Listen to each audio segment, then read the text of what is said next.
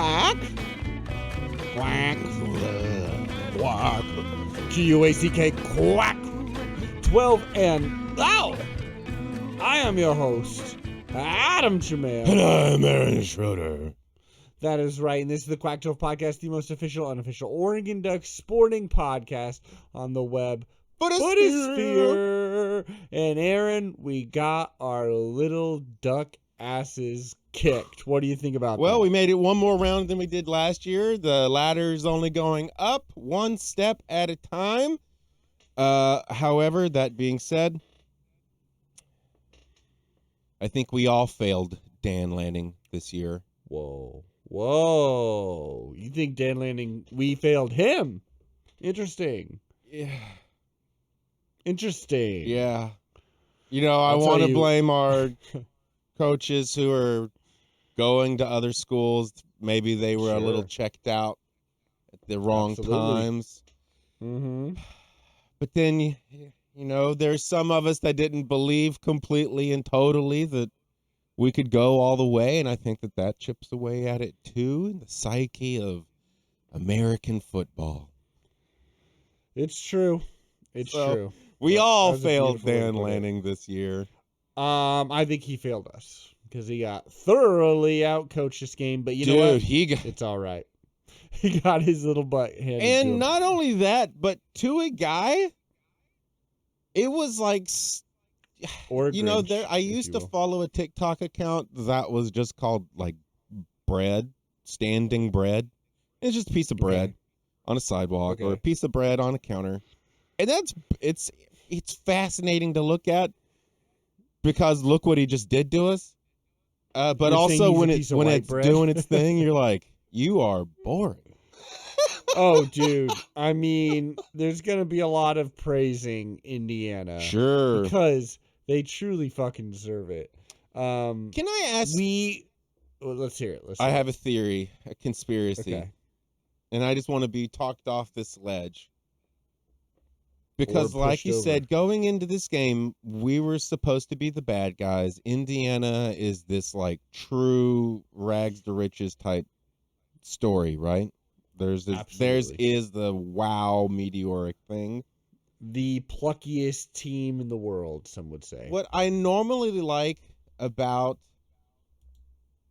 the way Dan Lanning answers questions in those pre-game interviews, right as they're on the field, is that he is super hyped up. He's got a lot of aggression. He's talking about intensity, blah, blah, blah, right? It's like, we're going to go out there. We're going to do our thing. Boom, bang, bang.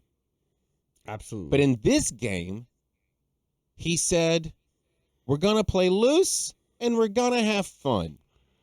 Yeah. And I'm like, what? How dare you? That moment, I actually thought to myself, oh, he knows we're going to lose this game. I kind of felt that same feeling when it looked like a goddamn Indiana home game. Like it was the amount of people telling. You mean? Oh yeah. It was crazy how What's much up Indiana with that? up. Why is there always more of the other guys? Well, I think they just are more in it, first of all. I mean, for Indiana, it's like Dan Lanning's dealing with a fan base that can't fucking show up. You see, this is how we failed him. Look, we're in a relationship that is cracked, not fractured. I'm curious to see what kind of healing ointments he uses. Has he announced new coaches? Do we know who we got in all this? Wait, what? The new coaches going in. I'm assuming you know who those people are. Oh, our OC and our DC? Yeah. Yeah, well, this is the thing, is it's a real check of, like, how do you feel Dan Lanning's doing? Because both of them are promotions from within. Nice. So it's going to be like, how do you think the trajectory of this team's going? Will it be the same kind of like trajectory there? Or how different will it be? These are first time, like, I assume, play callers on both sides. So it is for Will Stein, it's Drew Maringer, Okay. who I believe worked with the tight ends, but also was a co-OC. So it's kind of like ready to step up. Hell yeah. Love it. And then Chris Hampton, who has a lot of respect, but again is stepping into a much bigger role than he's had before. Great. I'm sure it kept our recruiting class kind of the same, because that's usually why you would do that, like promote within. But also, hopefully, because you're like, this guy's really got something, and he's been loyal. Hopefully, it's more than just they were loyal to me. Yep. Hopefully, it's more they are so talented and so cutting edge that. Yeah. And we'll see. And now, okay, because now there was only one other problem I had, because now I feel great about the new OCs and et ceteras. But the only other problem is that I think we got to grow our own quarterback. I don't think this hiring out business is going to keep working. And dude, that jabroni, let's talk about that jabroni proved everything I saw in him of being like, this guy can break apart. Are you talking about Dante Moore? Yes. Yes, there's some dude. So it's so easy to read his fucking funny. psyche. He psychs himself out. It was. I mean, if we're being real, first of all, I want to address something you just said before I forget. It is funny because I was looking at a picture of like, here's Oregon's past QBs. Yep. And I realized that in my head, I'm like, oh, like, yeah, I kind of thought of Dante Moore as a homegrown QB almost, because I forget he had that 1 year at UCLA, but he sat a whole year here. Yeah. I would say that makes him as close to a homegrown prospect as we're going to get. Because you got to think, before that, it was Bo Nix coming in. Where's he from? Doing pretty good. He played at Auburn, remember? Oh, yeah, that's right. And then we had Dylan Gabriel. But see, that was a bad place for him at Auburn. Yeah. See, okay, because here's what I'm thinking. This is my thinking. UCLA was a bad place for Dante. I think. But also Dylan Gabriel transferred in. Yeah. Well, I wasn't sure, but that's what I'm saying. We're doing a lot of 1 year guys, 2 year guys. Yeah. And that's college. Baby.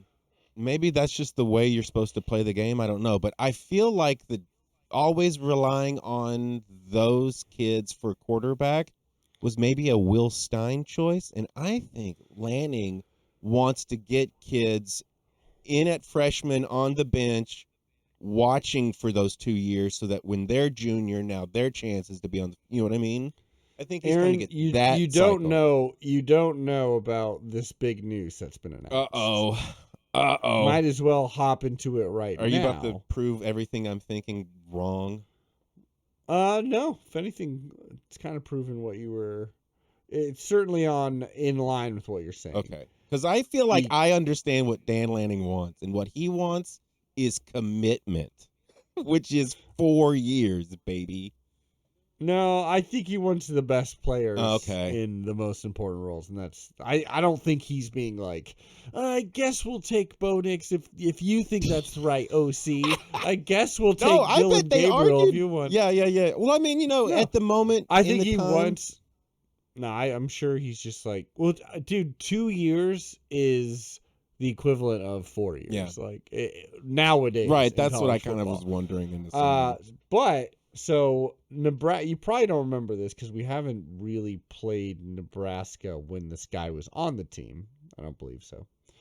But Dylan Raiola, okay? He made some headlines because, so he is one of those players where it's like a legacy dude at Nebraska, right? For a minute, he was like committed to Ohio State and stuff like that. He's been there, but he ended up at Nebraska. Played there for 2 years, I think, as a true freshman even. He's been kind of up and down. Like, he is talented, but because Nebraska's kind of a wonky roster situation, he's had to play behind and with some like weird talent gaps and like tried to play hero ball a lot, and so has some great highlights, has some lowlights. Nebraska also is like they have not beaten a top 25 team in forever. They are on the losing end of so many one-score games. Like, it's pretty crazy. So he's transferred out, and he was he's a pretty high up there prospect. People were interested in him, but he ends up announcing he will be at Oregon. So he's committed to us. Now, Dante Moore has not announced, and we still really don't know what he intends to do. Will he go to the NFL? Or will he stay with us? Now, fascinating.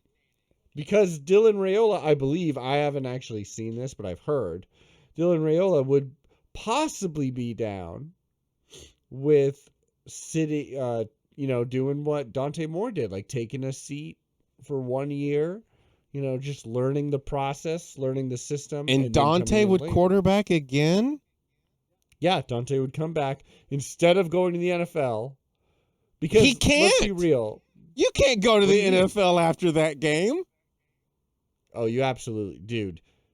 Could Think about the NFL. Think about the NFL, how desperate they are for any form of quarterback. I don't know how desperate they are. Are they?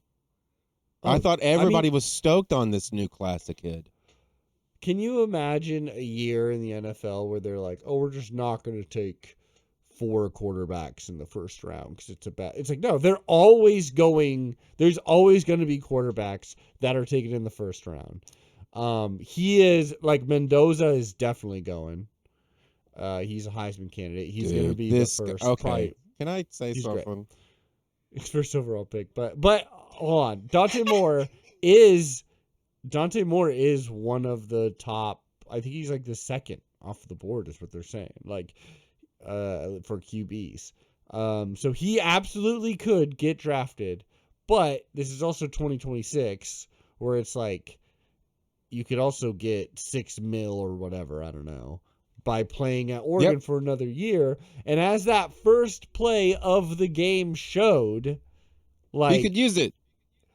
It's a mental, like he needs the reps. Yeah. He needs the physical reps if he's ever going to become like an actual NFL level QB. Right. He has the art, like he has the talent. He has NFL talent right now. You just thinking second string? No, I mean, he has NFL talent to be one of the best quarterbacks in the NFL. But mentally, he has the level. I mean, he could just play himself out and not be in the NFL. Mm-hmm. Like, so a lot of people are saying this. It's kind of it's a tough decision. Hopefully, he comes back on it. But what are your thoughts, man? Because it's like we've seen the best, we've seen the worst of him. There have been times where he's been extremely clutch in really tough opportunities. There's been times where he's made perfect dime throws, some of truly the best passes I've seen from an Oregon quarterback, full stop. And then there is the first pass of this game. Yeah. And how defeated he looks. Henceforth. What would you want? Would you want to gamble on a completely different QB? No, I think that's dumb. I think constantly shifting around to new quarterbacks, it doesn't help you get a book together. It doesn't help you get any other position, as easily prepped because you have to get, Mm-hmm. It's like buying a car with a broken engine and then going, we'll just put a new engine. It's like, no, just don't buy the fucking car. I get what you mean. I think Dante upset me to a degree where you forget that this is a kid and he's real. Yeah, he's 20 years old. Right. He's goddamn 20 years old. I honestly would love to have him back. Yeah, me too. But he does have to allow me to gripe about these fucking interceptions. Yeah. Because it was so weird, dude. How many games it seemed like, oh shit, he was rocking and rolling with pass completion, yardage, like for a while. And then all of a sudden it was just, and now we're throwing. Well, if we're being real, you have to give credit to Indiana's defense. They were so amazing. Because what was his 2 interception game? It was against Indiana the first time. And this time it was what? It was like 2 fumbles, 1 interception? Yeah. It may have been more. Yeah, batted balls. They were all over him. They were vicious. Yep. It was... In both games, he looked so damn lost.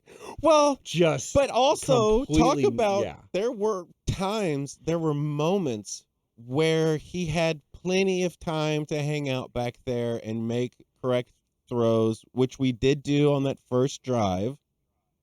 Or no, second drive. First drive. Oh yeah, well you know what I mean. First actual drive. The first actual drive. That interception, I'm fairly certain was, as Dan Lanning said, you know, they're just going to play loose, have some fun. They figured, why not give them a +7 real quick just to see if we can't compete. That goddamn first interception was just like, boop. Everyone in the world knew he was going to throw to that cutback on that side of the field. And if you look at the other side of the field, a lot of people are pointing this out. Free man probably all the way to the end zone. Like, literally, it's just like he just stared him down so damn hard. I'll tell you this, though. Here's a little classy thing on our side that shows maybe we're not the worst bad guys. I do have a new theory here as well. Our equipment manager, after the game, gave that guy who got the pick 6, he gave him that ball that he intercepted. That's what you're supposed to do. That's proper. Yeah, but they didn't have to. Right. You know. Because like you don't have to because we live in a world filled with dickheads. But that's what you should do. It's like, do you help old ladies across the street? No, but you should. Yeah. This is be an old lady that wronged you. Yeah. I mean, unless it's the lady across the way. Yeah.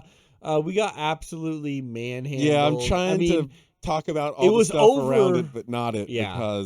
Because it was like, it was the fact that it was the pick 6. Yeah. I mean, we were never winning this game purely because... Hey, that's not true. I thought we could.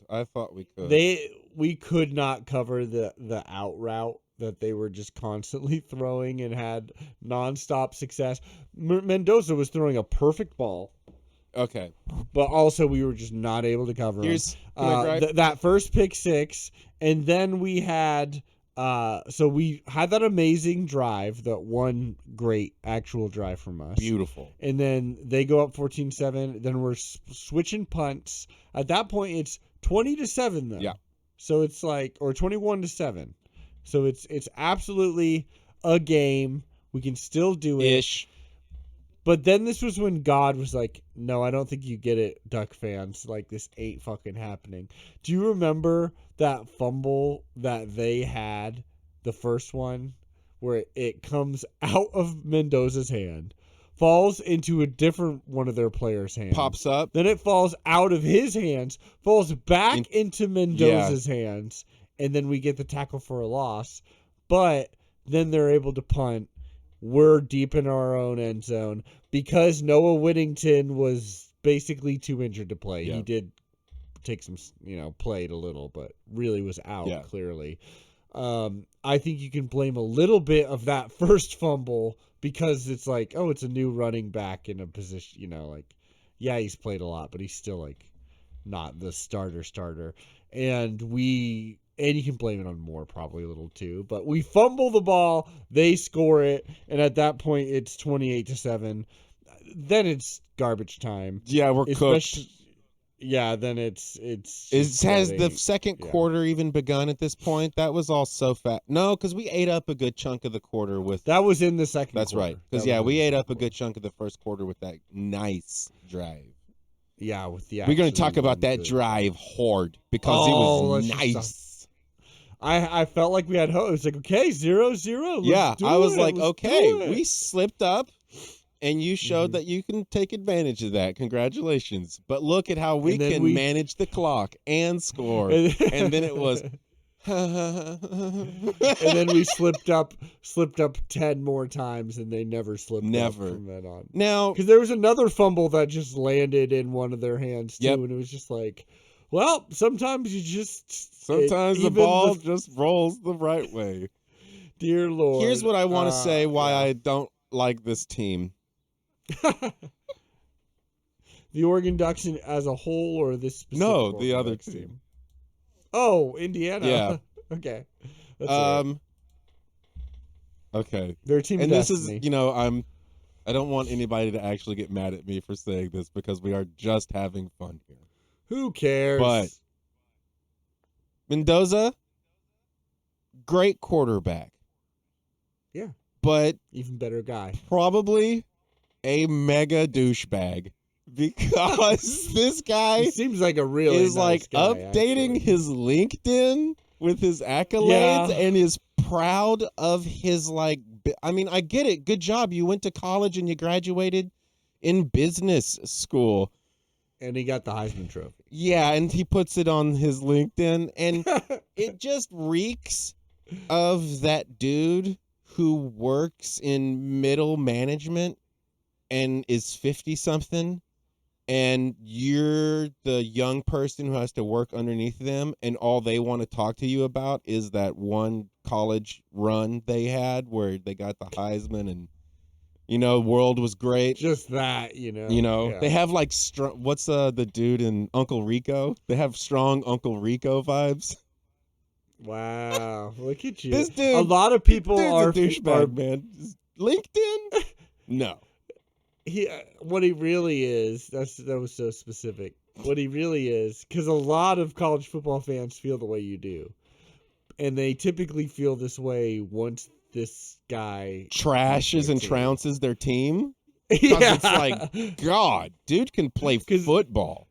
Because in reality, he seems like a really nice guy. Probably. I mean, he's probably like religious, a Russell Wilson. He seems like a nice religious guy. Yeah. Like, he seems like a little. His speeches rub some people the wrong way, but only because they're like hyper, like positive and. Oh well, that is Russell Wilson. No, he's always God's great, and we're just a great team, and I love everybody, and it's just a fantastic. Honestly, that could be a good comparison that he's rubbing some people, except his teammates like him. Okay, yeah, gotta give him that at least. That's funny too, because when I learned that, I was like, wow, well, super kudos to Pete. Well, I guess it was kind of Pete Carroll's fault, right? Because he sequestered Russell off. Yeah. He kept Russell to himself, like a lead role. Anyway.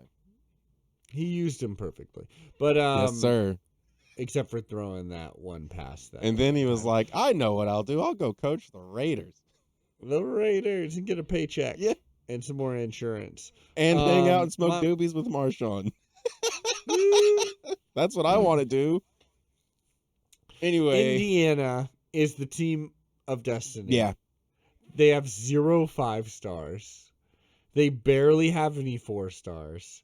They are just the plucky, and like common sense says, like a team with their level of talent on paper should never ever make it this far, let alone be over a touchdown favorite over Miami. This dude's name is Stagnetti. Signetti. Say it again. Signetti. Signetti. Signetti. The way they were talking about his use of the transfer portal or something, right? Mm-hmm. And what he looks for and whatnot, it did kind of give a weird Moneyball vibe. Where I was like, oh, he's looking at different stats than everybody else. Oh, dude, he's moneyballing the shit out of college football. Fascinating.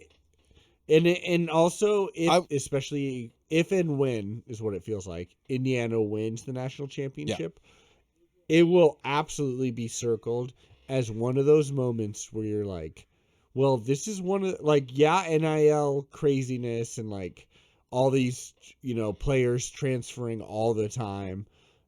It is it changes the sport, and it does make things crazy, and it makes some things really suck.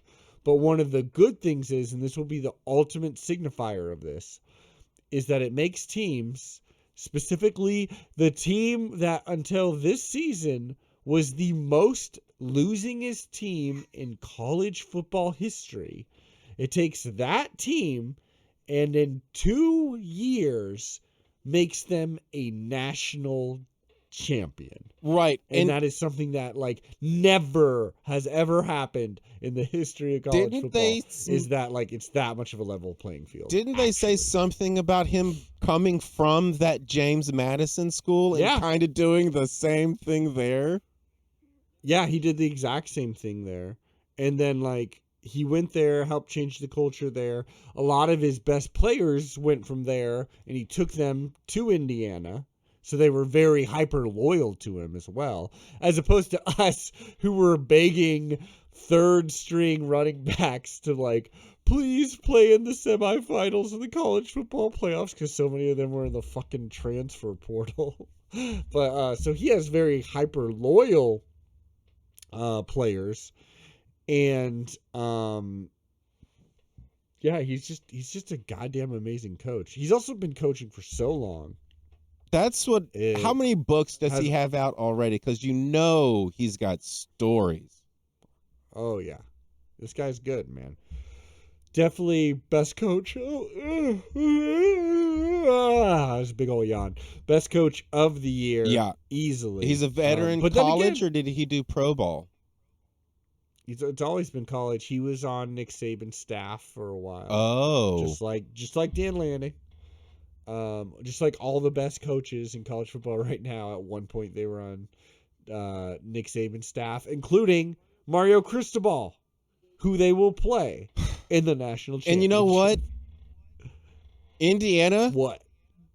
Go eat that shit. Because what I don't want anymore at all is Mario Cristobal to do anything. No. Yeah, well, no. I was going to ask you, what are your lame. thoughts? Well, what? So you're like Indiana, like finish Sick 'em. Your job. I'm like this. Finish. When I play Fortnite, the person who kills me, I watch them because I feel like, well, if they beat me and then they beat everyone else, it was inevitable that they are the best. And so I want Indiana to go the full way, because then it'll be like there was no other destination but the end. Well, and it continues our really interesting run of like under Dan Lanning. His first 2 seasons, he had the losses to Georgia, which that was the first game, that was when they demolished us like 49-3 or whatever. But that was his first game, as a coach there. It was Georgia, Washington, Oregon State. That year sucked, but it was his first year. 9-3, that's good. Then he had a loss to Washington the next season. Mm-hmm. Then he had 2 losses to Washington the next season. That Washington team played in the national championship. Then the year after that, our only loss was to Ohio State. They won the national championship. That's right. This year, our only 2 losses are to Indiana. They've at least are playing in the national championship, probably winning the national championship. So it is like frustrating that we're getting demolished in these final games, but you are kind of an insane fan if you're being like, we need to fire Dan. Oh, no. There are people that are that. The problem left. You can ask Kithliday all day. I bet you Will he'll Stein, say we're better off without old fucking William Steiner, bro. Well, I'll tell you this, though. What if Drew Maringer is just like, my philosophy is what Will Stein did, but I understand it less? No. For all we know. I think I'm going to put 50 cents. Whoa. I bet. Bro, I know you're broke as fuck. Are you sure you want to I bet Lanning and Stein butted heads on stuff. Whoa. But Lanning is mainly a defensive guy, right? That's the world he came out of? Yeah.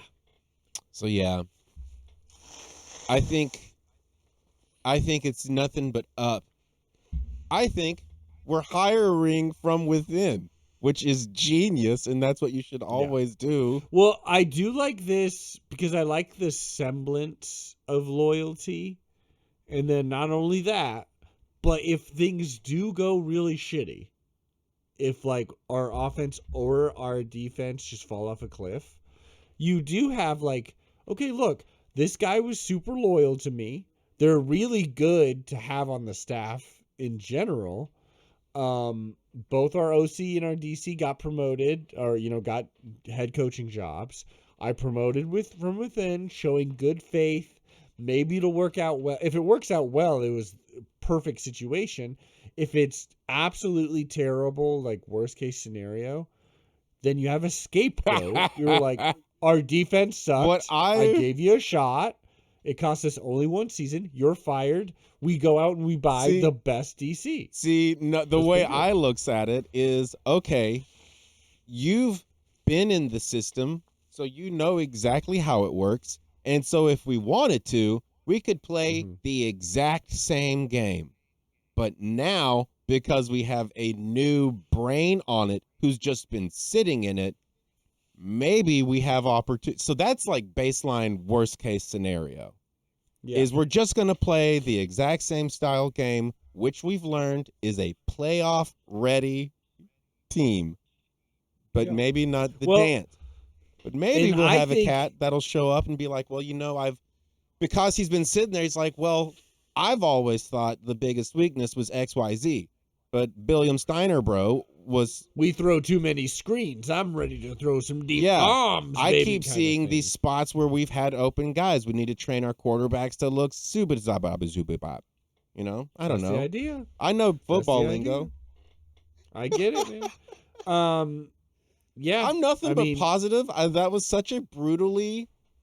I'd say I'm open. We were so outclassed. Absolutely outclassed. Every single phase of the game, too. Yeah. I think it is tough because I think it was probably the ways in which we were outclassed were the shits that he was trying to hammer into them all season. And I think for whatever reason that it didn't stick as good, if it was because of a talent ceiling. Dude, I'll tell you this, and this would go hand in hand with what Hitler's been telling us all season. Right. We just got to get these boys bigger and stronger. Essentially, I think it's that our O-line, us taking in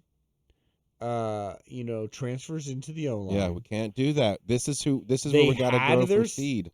That's exactly what they were saying. You got to water the soil. Like Indiana and Miami, they take a lot of transfers in. You know who they don't take transfers in a lot is the O-line. Right. You truly have to home grow that shit. Like, honestly, a QB that just comes in, they're kind of behind the system a little bit because they got to learn all of this really quickly. But you can learn, you can plop in a QB and win a national championship right away a lot easier than you can. You can't be saying getting 2 or 3 O linemen and popping them in there. Troy Aikman, Dan Marino. Yes. What about them? You can't. Those are winningest quarterbacks. You can't just plop a person into that position and expect to get greatness. Joe Montana. Sure. Joe Montana. I said Joe Montana. What about Sam Darnold? Yeah, I gotcha, huh? They're looking pretty good right now. What if they win a natty right now? Then that's exactly what we're talking about for the Seahawks. But so he's anyway, just an underwhelming guy, I think. Well, yeah, he's a USC guy. Yeah. Okay. Anyway. But it really is, I think, that a lot of Indiana was just a great fucking team. They were a better team. But I think our biggest problems is that our O-line, we have a combo of an O-line that is just not there, not playoff caliber level. They're really good. We only lost 2 games, and it was to the best team in the country, most likely, or the second best. Otherwise, and but so they are a really good O-line, but not playoff caliber. They reached their ceiling, honestly, a couple games back. Even against Texas Tech, they were completely shut down. And then, so it's the combo of that O-line. Yeah. We took too many transfers in. They didn't gel enough, and the talent wasn't there. But also with a passer who is at times like a statue in the pocket. Like, he needs a clean pocket, and if he's really got to, it really frazzles him. Like any human being. But You talking about Dante? You saw him. I'm talking about Dante. It's the combination of being like, I need a perfectly clean pocket, and then an O-line that's like, I cannot give you a perfectly clean pocket. This is what's weird to me, is that I feel like his accolades at the beginning of this season were him pulling off shots where it's like where he's running one way on the field, but throwing the opposite. Like, he was doing insane maneuvers that were like... He still was. Even in this game, he had some good throws, dude. It's just, he melted down. We had 3 turnovers. I feel like it was... 2 of them were early. And, I'm pretty sure it was like 6 minutes left in the game when I texted you and was like, well, he's no good for the rest of this half. He's Swiss cheese. They brutalized him. He was... Mentally, he was done. I will say it's problematic when what you notice is every week the announcers at the beginning of the game on Oregon's first drive, the announcers will always bring up his adversity to running. Yeah, he's just that is not his game, and it doesn't have to be for us to be a really good team. But when everyone's covered and you can we need a better O-line.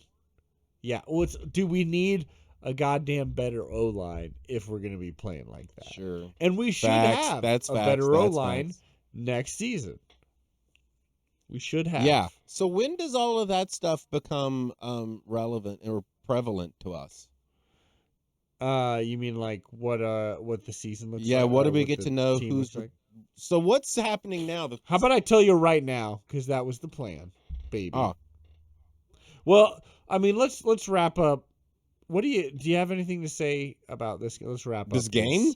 56-22 loss to, honestly, and I say this with my full chest, Aaron. If this Indiana team with this level of talent wins the national championship in 2026, I like to pay attention to football history. Right? Oh, that's pretty. It's a big one.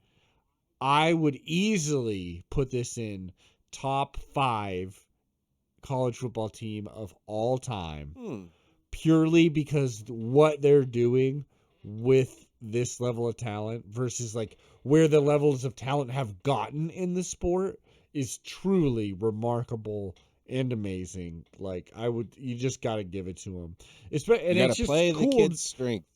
Yeah. And if Miami wins, it's just dude, especially because they get a home field advantage. Yeah.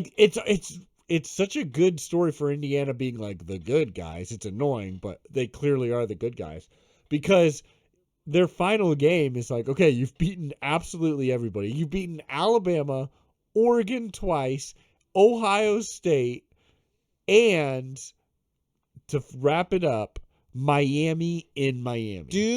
That is crazy. Do you were they unranked at the beginning of the season? No, they were still. I can't remember if they were in the top 10. They were everyone was being they're a really good team. They're probably going to take a step back from last year because Mendoza's in there, but he's probably just a stopgap. Right. And they're not going to be as good because they were so insanely good last season. They were so surprisingly, amazingly good. They were that was a one-off. Yeah. They'll never be as good as freak they were of last nature, year. Indiana. Where are you coming from? Dude. It was not long ago. It was probably 5 years ago where probably a little longer than that, but not that long ago, where there was a joke in college football fans where the idea of Indiana winning 9 football games was like amazing. Like people were laughing about the idea of them winning 9 games, and they kept calling them Windiana, like as a joke. Like, can you imagine Indiana winning Windiana? Ha ha ha! What a laugh, dude. that is. Like they were If they the take this whole joke. thing, they need Yeah. to reclaim that shit because Yeah, we're fucking fucking Windiana, 15-0. bitches. Yeah, exactly. And it's clear, like Kurt Signetti, he's not going anywhere. He's like, no, I'm going to be in Indiana. You can't. He's kind of doing like what Dan Lanning's doing. It's like the power of being like, I'm not leaving Right. from this spot. Right. You want to Makes it play so my you game, can you come recruit. here. Yeah, exactly. It makes it so you can recruit, and it makes it so the money can really start racking up behind you. And it goes to show, like, I thought we were going to lose this game when I saw there were so few Duck fans. And I don't think it's because we're less passionate. I definitely think we're less passionate this year than Indiana fans because they're like, this is a dream Sure. team. But we've been to the playoffs like multiple times now. And that's not the only reason why we didn't show up.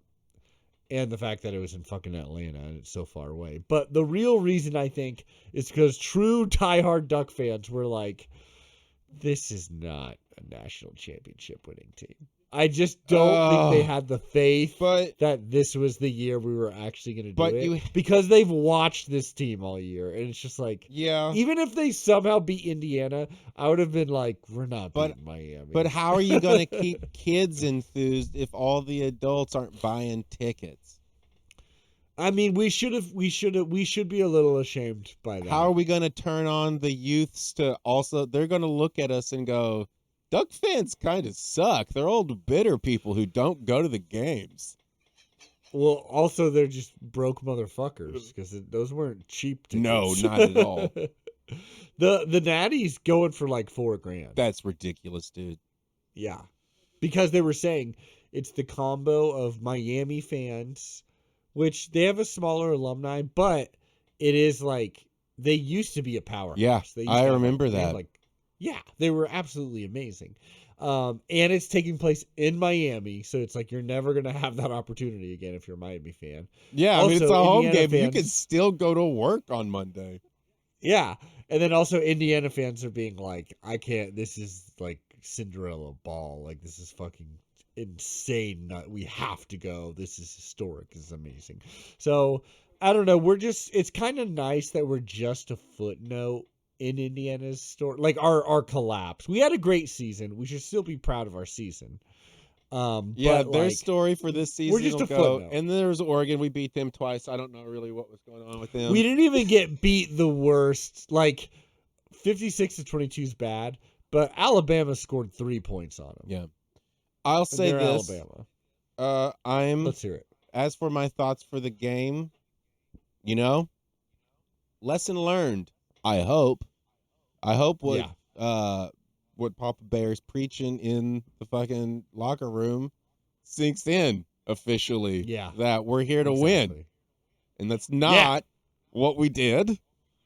But also, big props to that kid who got his first touchdown there at the end. But it was nice. That was cool. Yeah. And overall, that dude it seemed like a respectful game. game. For being all LinkedIn-y. Oh, someone's a sore loser. You know what? Dude, you'll be seeing him on Sundays. No, here's what we're looking at. Tom Brady 2.0. He's in every aspect of it. He will be the face of the NFL, businessman. I'm promoting Subway and credit cards. I forgot to tell you something. About that QB that's transferring in, who may be our QB1. We don't know yet. Oh, yeah. What's his name again? Dylan Raiola. Raiola, I think. Yeah. Dylan Raiola. So he has this weird reputation. He's played for 2 years. Oh, no. He has a really weird reputation of trying to be Patrick Mahomes. Trying to be? To the point where he said it before. Like the floundery pass play where he like fall throws? Where he kind of like does that like sidearm thing? Weird sidearm thing. And like, not only that though, but he like wears like a bandana like he does. Oh, he really grew up loving this guy. And he got his hair cut. Sure. The same haircut. Yeah, he's got a role model.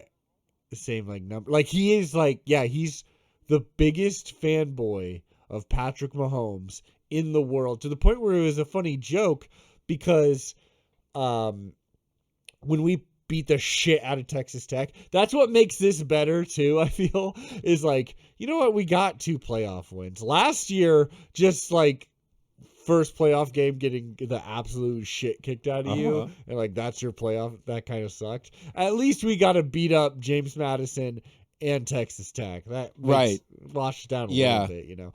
But anyways, so we beat Texas Tech, and god damn it, I think it was Jeffrey Bossa. No, I kind of forget who. Unfortunately, I really should remember, but an Oregon Duck in the NFL made a bet with Patrick Mahomes.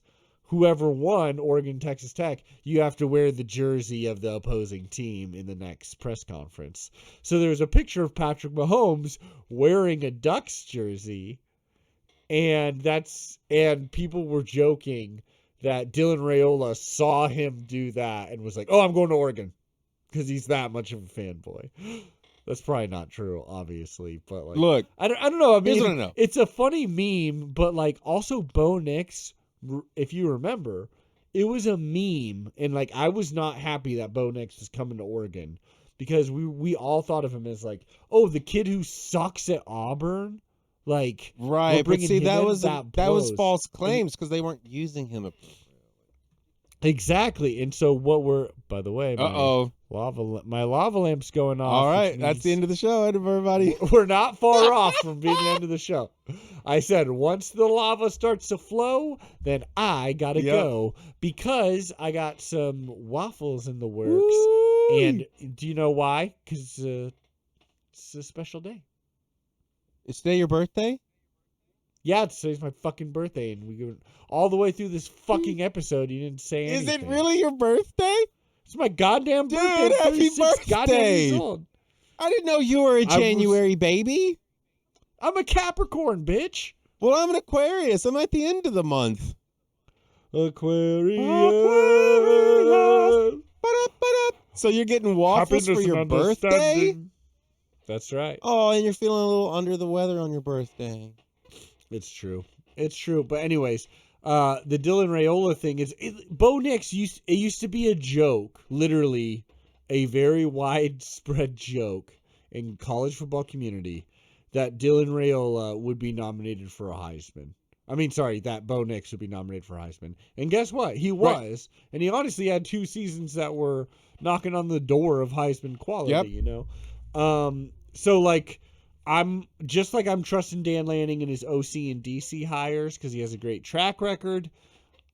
You got to trust him on his QB calls because even though Dante Moore did have some rough times, he also had amazing moments that I'll never. Correct. Like him against Penn State, him against Iowa. Like those were some pretty freaking stellar times.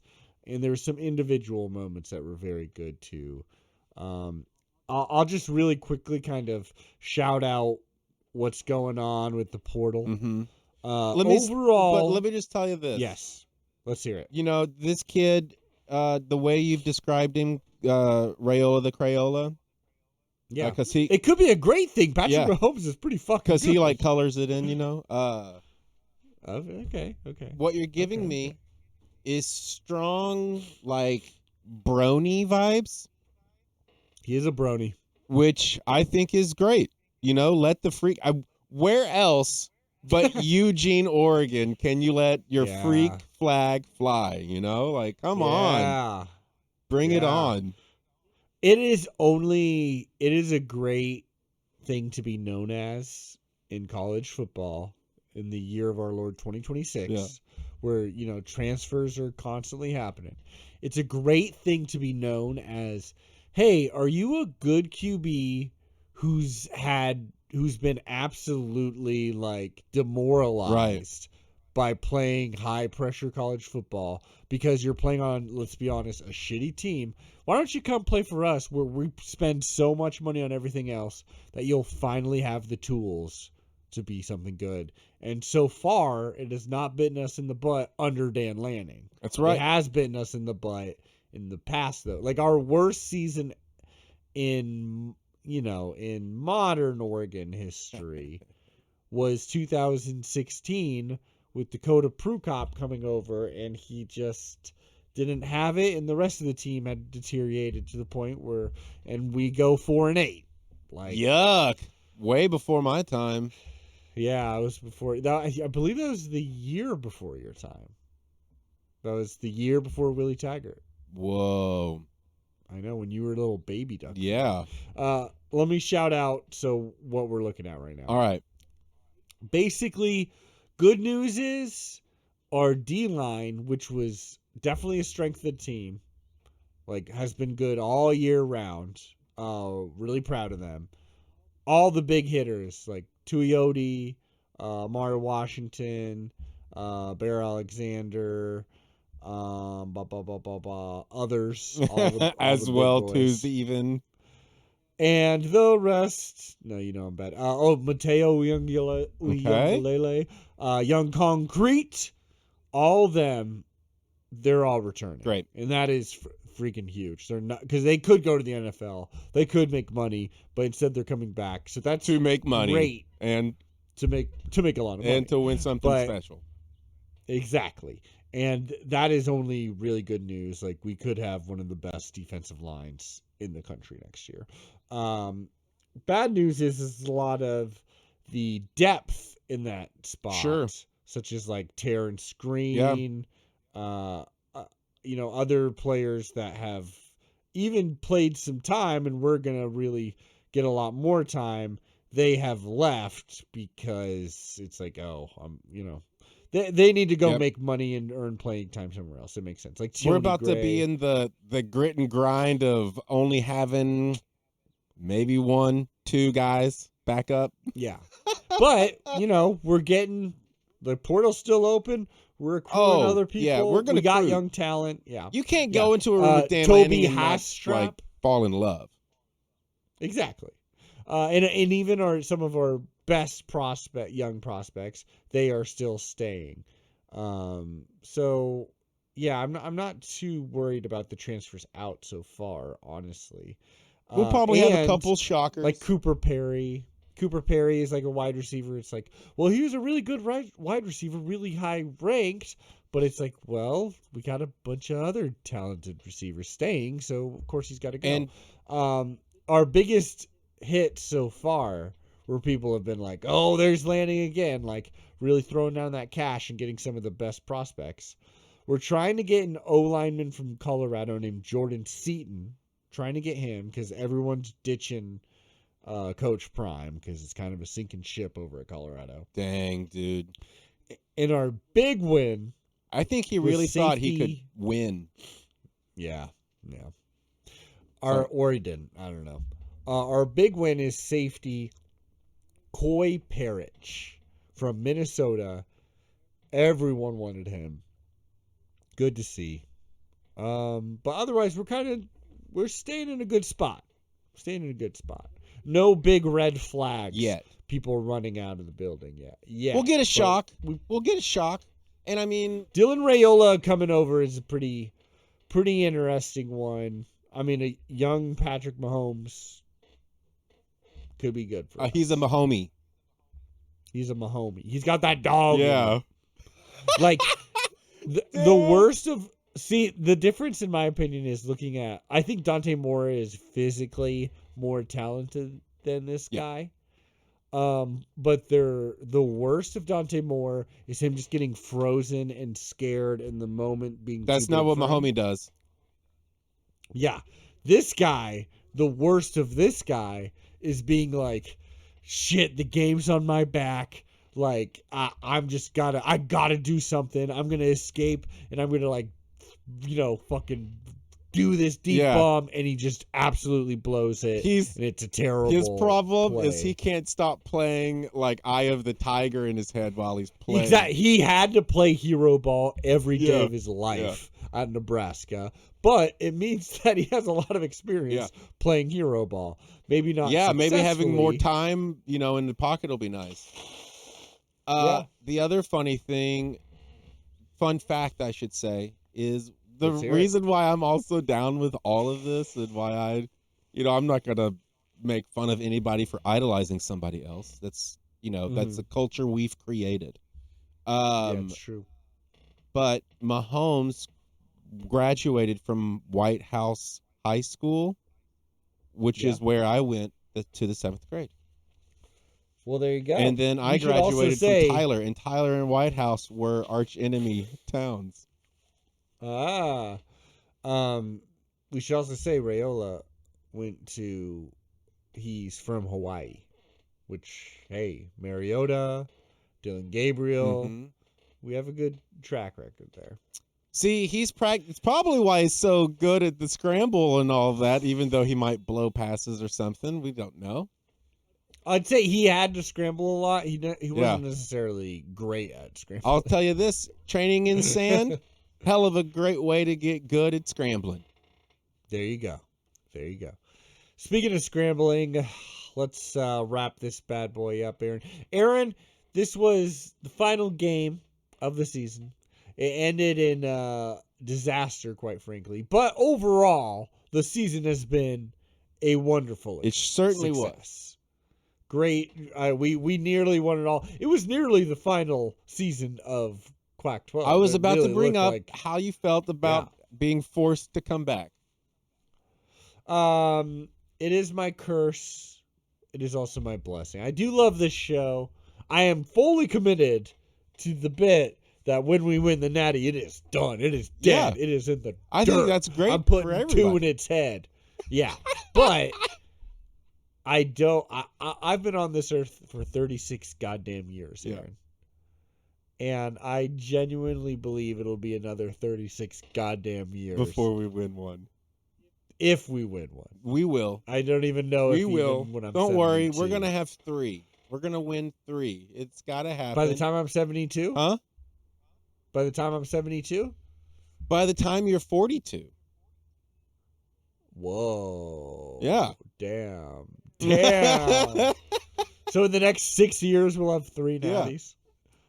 Damn. You know what? I think, here's what I was... Okay, now that because what I like about this is it will probably never die, right? Which I think is hilarious. Yeah. That we've given it an easy death, but it won't. Yeah. It refuses to do it. I always bring up, my friends that know that I've been doing this podcast forever. I'll bring up the fact that it's like, oh yeah, well, if we win a natty, that'll be the final episode. And they always are like, oh, that'll be sad. Aren't you going to be sad to see it go? It's like, I think you don't understand how hard that'll be like me being like, yeah, when I win a Grammy, I'm going to stop performing live music. Sure. It's like, well, I'm never going to win a Grammy. There are shortcuts to winning Grammys. Yeah, I can just pay for it, but I don't have that kind of money. Right. But Nike does, you see. And so therefore we should be getting one fairly soon. But that's the curse of the Duck fandom, is that we finally, it's like, oh, okay, so we got the money. We're spending. We got the money. We're ready to go. And then suddenly Indiana is proving it's like, well, now it's no longer about the money. And it's like, God damn it, we just got the money. Now it's about heart. Now it's about heart. Yeah, now it's about, well, that's what they... What about when we were plucky back in the day? What? God, now that everybody's got money, money's not cool anymore? Yeah, exactly. Exactly. Oh, they're always, but that's the thing. They're always going to shift the goal line, my friend. That's the beauty of the business. We are Charlie. And Charlie Brown, that is. And this is the yeah. I thought you meant we're biting fingers.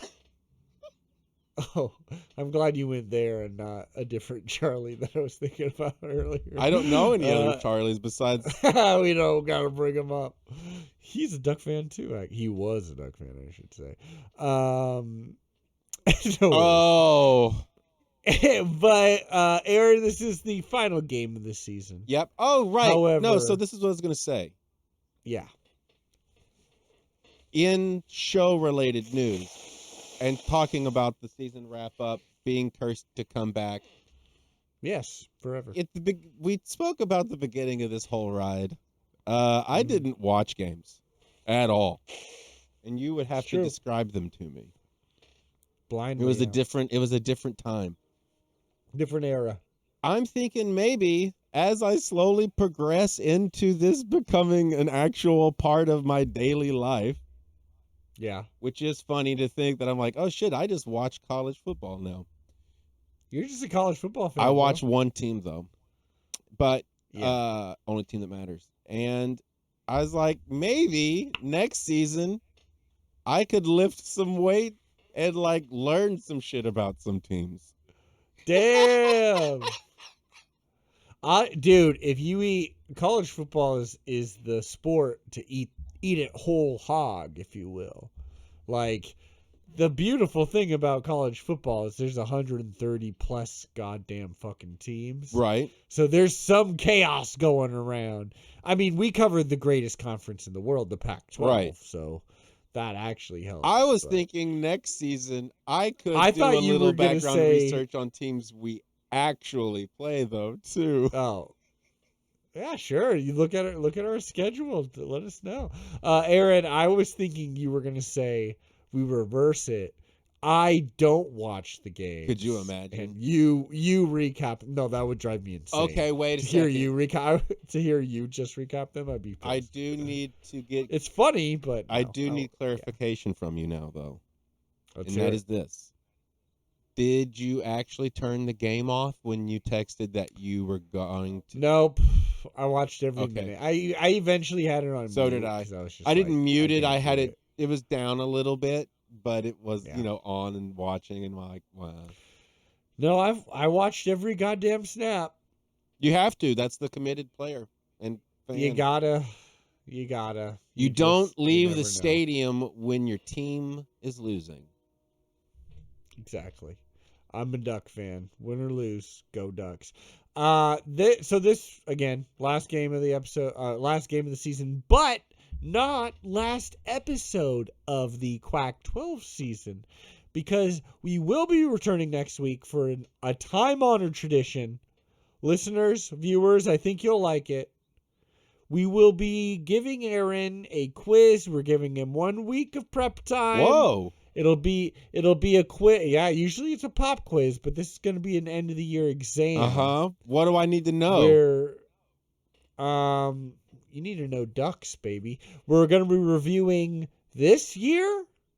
We're going to be reviewing. There's going to be some Duck history sprinkled in there, which includes both games we've covered. So that's 2017 onwards. The Willie Taggart era onwards, that's when the podcast has been going. We're going to be doing a deep dive of this season. Jesus Christ. And then I will also have a little bit of Oregon football, just lore that you should know. Sure. That stuff I'll get. Maybe. Here's what I know and right we're going now. to grade you, and we will insult you if you get them. Here's what I know right now. Let's see. I could maybe name you, and I mean maybe name you, 5 current starting Oregon Duck players. That's pretty good compared to years It's past. probably like for sure I've got 2 in the pocket. Okay. I could come out with 3 if I think defense as well. I could maybe whittle my way up to 5. 3, I've just done it in my head and I can do that. Okay. So well, that's where we're at.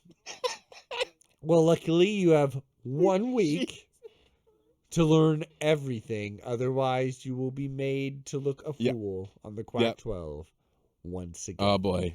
Oh boy. And then what? Are we gonna dive over to? Are we gonna do basketball? Fuck no, we're Okay. done. All right. You don't I'm want to shutting do. this You don't place want to do the down. sweet. Dude, I'll tell you so basketball. I'll just tell you this: Kelly Graves doing a good job with the Oregon women's basketball Really? team. Not great. Is he No, standing I'm up not. yet? He Has he learned to stands walk? up during games. The roster is there's more promise. It is like I will. I'm not walking it all Sure. back, but No, we had a magic moment definitely back then. much That was better magic team. moment. Much better team than years past. Men's team is abysmal. Really? They are truly, and it's sad because there's a fair amount of starters that have returned, so it's like a veteran team, but they're fucking bad. Is dude. this a school problem where the funding has seemed to found its way to I Lanning? mean, we only care about football in Eugene, Oregon, if we're being real. It takes a lot to care about basketball in this Right. city. That's interesting because you'd think it's a basketball town. You would think that, but absolutely not. We're a football town. And Sabrina Ionescu ain't walking through that door. Do y'all even have track stars anymore? Yeah, we still track down, baby. We still track down. Okay. If you say so. Yeah. Well, How dare happy you? birthday, big dog. my Enjoy your fucking birthday birthday. waffles. Thank you so What- much. Thank you so much. What are we doing toppings here? Toppings? What do you mean? What are we doing? We talking got about? a Over the little waffle? miracle or a little whippet stuff. No, it's just going to be a ton of high quality maple Nice. syrup from our friends up in Canada. And then some butter. Bunch of Nice. butter. Are there almonds or blueberries in these waffles? No, that sounds good, but no. Cool. And they're going to be Belgian style. Ooh, made by that my means they're real wonderful deep and girlfriend, fluffy, Christina. right? That is right. Deep and fluffy like yours. Do you truly. have a waffle maker? Yes, we Damn. do. We have a waffle iron, of vintage waffle iron. And then what's going to be the birthday activity? Relaxing, enjoying life. I'm gonna go watch some movie I don't even That's know, and then I'm gonna open up a Christmas present that my girlfriend got me, which is this weird game. It's a weird board game. It's basically an escape room. Okay, so the idea is it's an escape room board game. Love it. Like obviously you're not escaping a room, but like Well, I could do that. It's like a mystery. It's a one-person board game where you're just trying to solve a series of like Holy challenges. shnikes. Yeah, it's pretty cool. I want to. But check of it out. course, you can do it as two people and work as a team. You could, but it recommends one person. Because you just do it together. Every decision you make, you just executive decision. Yeah, you could, but Yeah. Interesting. What's it called? yeah. I forget. I know Neil Patrick Harris produces it because his face is on the cover of Really? it. Yeah. What a fun idea. Yeah, I thought so. I'm excited. Stoked. Yep. I'm stoked for you. Are you going to play any Zeldas? Probably not. Maybe play some Magic the Gathering online. Hell yeah. I live an exciting life. Hell yeah, you do. I mean, I play Fortnite. What are you talking about? We're losers, baby. All right, y'all. Happy birthday, Next week, Duck exam fans. time. Happy birthday. Maybe next year my misery can end. Yeah, dude. and I we'll mean, win the Natty. actually, whatever year the national championship lands on your birthday, that's Yep. the year it happens. There was, dude, that's actually absolutely not fucking true, Aaron. Because in 2014, if I'm correct, that was the year, technically 2015, that was the year the Oregon Ducks made the national championship with Heisman winner, with Heisman winner Marcus Mariota leading us. And on my birthday, we played the national championship against Ohio State and got spanked. So, actually, you're full. Wow. Yeah.